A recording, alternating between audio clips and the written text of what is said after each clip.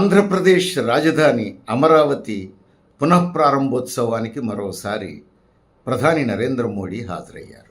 ఈ సందర్భంగా వేదిక మీద ఉప ముఖ్యమంత్రి పవన్ కళ్యాణ్ గారికి చాక్లెట్ ఇవ్వటం, ఆ చాక్లెట్ పుచ్చుకొని వంకర్లు తిరుగుతూ మురిసిపోతూ పవన్ కళ్యాణ్ గారు కూర్చోవటం, ఇది చూసేవాళ్ళందరినీ ఆశ్చర్యానికి గురి చేసింది.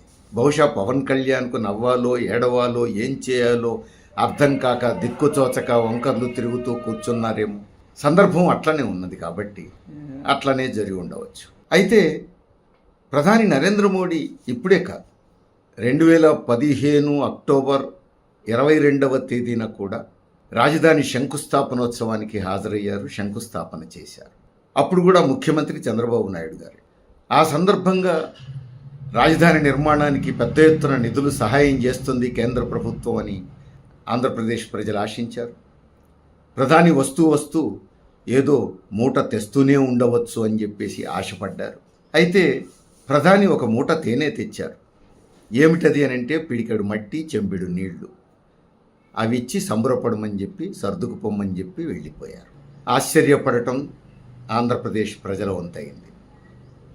చంద్రబాబు నాయుడు గారికి దిక్కుతోచని స్థితి, ఆంధ్రప్రదేశ్ ప్రజలు ఏం చేయాలో అర్థం కాని స్థితి.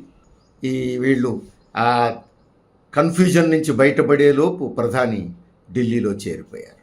ఇంతకాలం తర్వాత మళ్ళా అదే చంద్రబాబు నాయుడు గారు ముఖ్యమంత్రిగా ఉన్న సమయంలో రాజధాని పునఃప్రారంభోత్సవానికి మళ్ళీ ప్రధానమంత్రి నరేంద్ర మోడీ హాజరయ్యారు.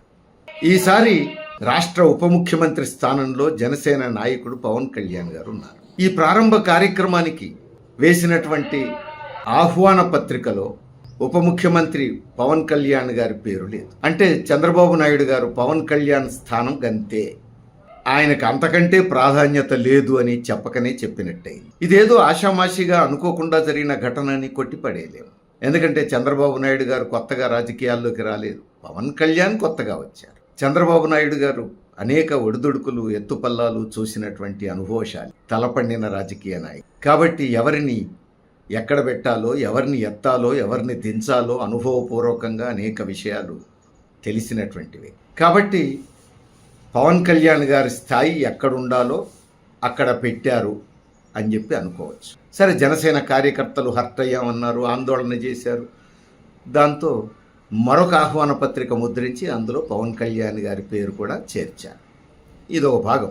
మరి ప్రధాని నరేంద్ర మోడీ ఢిల్లీ నుంచి చాక్లెట్ పట్టుకొని రావడం ఏమిటి, అది పవన్ కళ్యాణ్కి ఇవ్వడం ఏమిటి, అది చూసుకొని పవన్ కళ్యాణ్ మురిసిపోవడం ఏమిటి, వంకర్లు తిరగడం ఏమిటి, ఇది అందరికీ ఆశ్చర్యం కలిగించినటువంటి అంశం. అంటే ప్రధానమంత్రి నరేంద్ర మోడీ పవన్ కళ్యాణ్ గారి స్థాయి చిటికన వేలు పట్టుకొని నడిచే స్థాయి అని తేల్చిపడేశారా?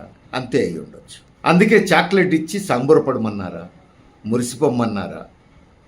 అంతే కావచ్చు. ఇదో భాగం. మరి పవన్ కళ్యాణ్ గారు ఏమనుకుంటున్నారో ఇది అందరినీ ఆలోచింపజేస్తున్నటువంటి సమస్య. 56 ఇంచుల ఛాతీ కలిగినటువంటి ప్రధానమంత్రి చిటికెన వేలు పట్టుకొని నడుస్తూ తన మరో చేటి బొటన వేలు నోట్లో పెట్టుకొని చాక్లెట్తో మురిసిపోతున్నందుకు పవన్ కళ్యాణ్ గారు ఆనంద పారవశ్యంలో ఉన్నారా?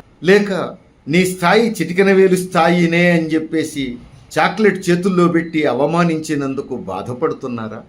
ఈ రెండూ కాక ప్యాకేజీ రాజకీయ ఫలితాలు ఇట్లానే ఉంటాయని చెప్పేసి అర్థం చేసుకున్నారా? జ్ఞానోదయం పొందారా? ఏమో తెలియదు, వేచి చూడాల్సిందే.